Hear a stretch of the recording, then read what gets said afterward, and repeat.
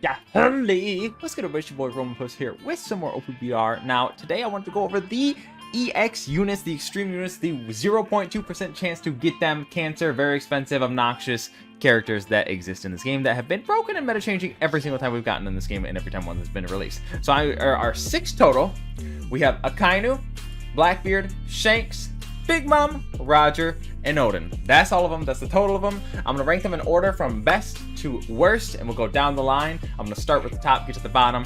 Now, I'm ranking these based off 3 criteria when I rank them. There's how strong are they as a unit, as a whole, what they bring to their team, like what do they offer their team, and how obnoxious are they to deal with as like against like the enemy team, like dealing with them. Are they able to be handled? Are they able to be managed? So those are my 3 conditions that I have going for them. So rank number 1, first up, obviously as many of you could guess, probably would agree with me, as the same, is Fleet Admiral Ainu. This dude is kind of gnarly, kind of nasty. He bamboozles. He is actually crazy with how like strong. It's not even his strength himself, it's literally the incinerate. His passive effect like is disgusting, and it just grinds away your HP and it just destroys you.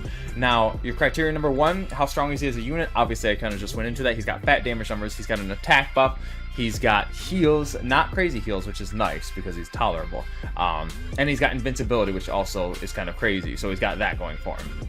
Now, what does he offer for his team? In general, just kind of damage. Like, that's literally all he offers, is just kind of like damage, and that's it. Not too much overall, like over the team. He is just an attacker, so that's kind of what he does.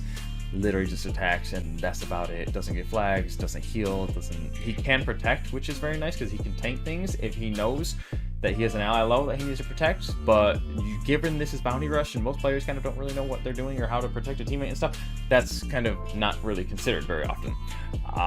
Now, criteria 2, or criteria 3 actually, how hard is it for enemies to deal with him? You're going to want rapid hits. This is kind of, we're moving into a more hit meta, which is nicer because it's always been just hit hard and hit fast has been what it's been.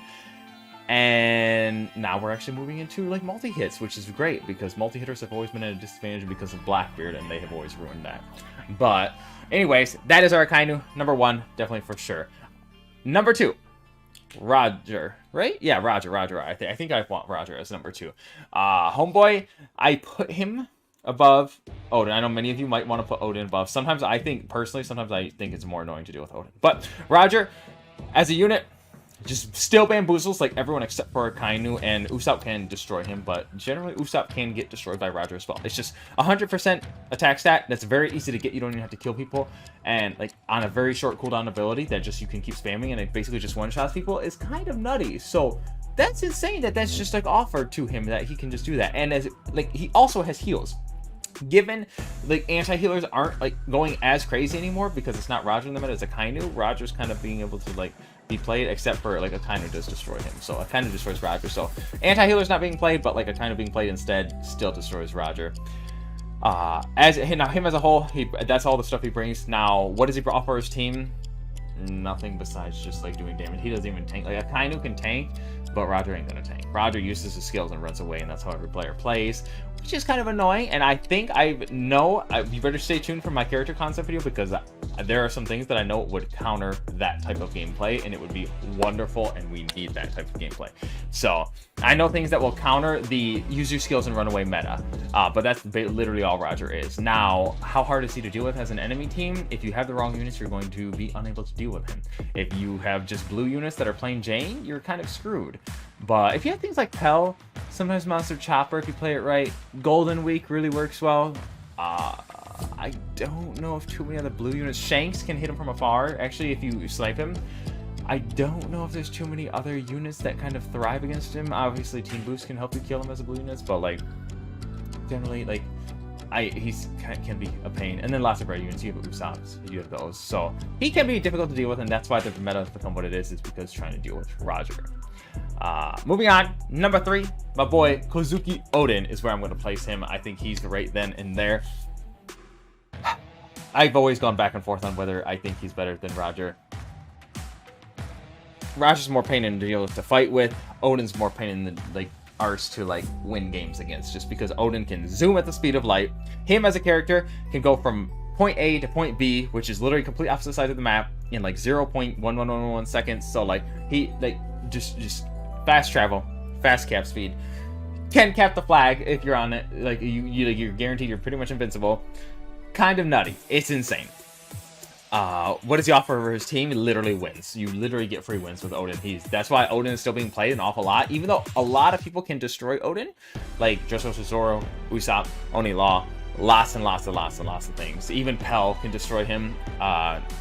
It just comes down to like, all of that. But he does have really short cooldowns. He has all of that stuff going for him. Now, dealing with him as an enemy team, as I just kind of mentioned, I kind of went into that. There's all those units that deal with him. Lots of reds deal with him. Some blues generally would not recommend. And then some greens, like if you have Mr. 3, you can actually defend against him for a defender because his walls are tanking and not Mr. 3. So it actually works pretty well.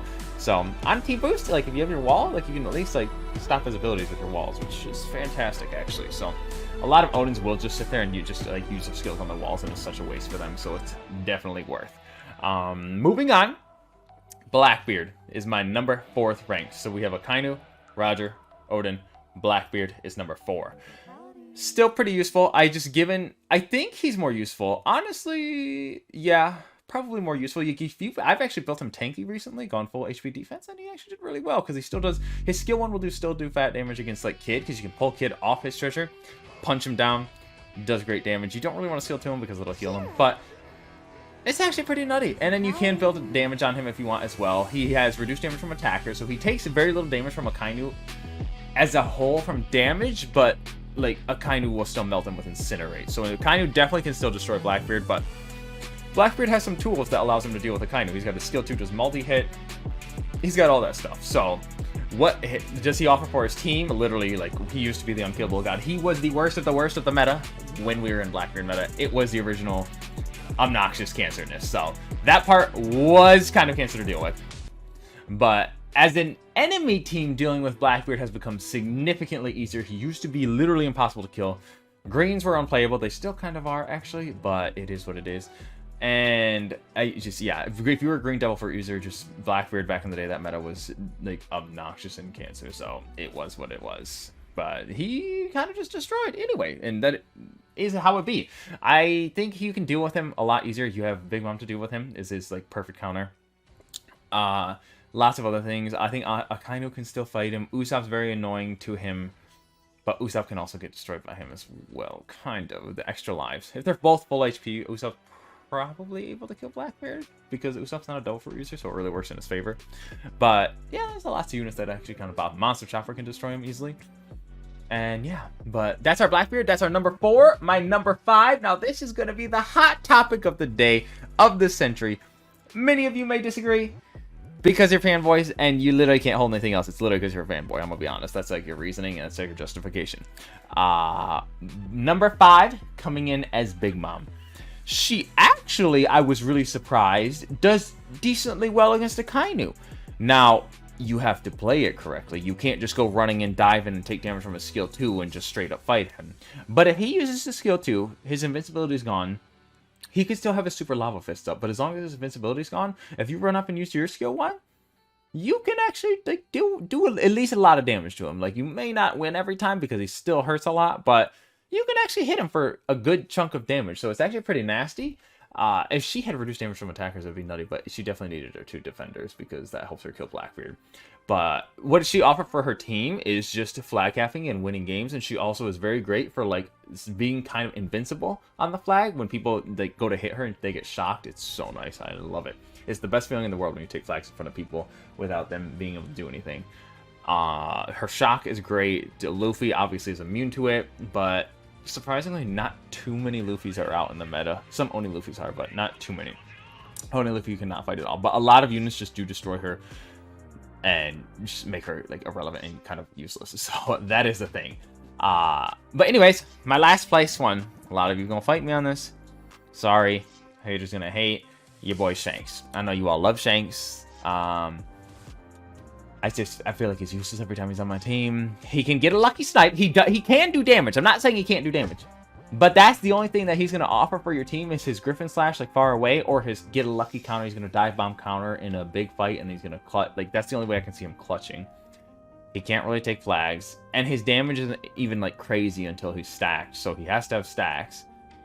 And that's like about it. Like, he's not too hard to deal with as an enemy team. As if like as an enemy unit, I don't fear him if he has a counter. If he does, or if he just does not have a counter up, he's literally guaranteed like useless.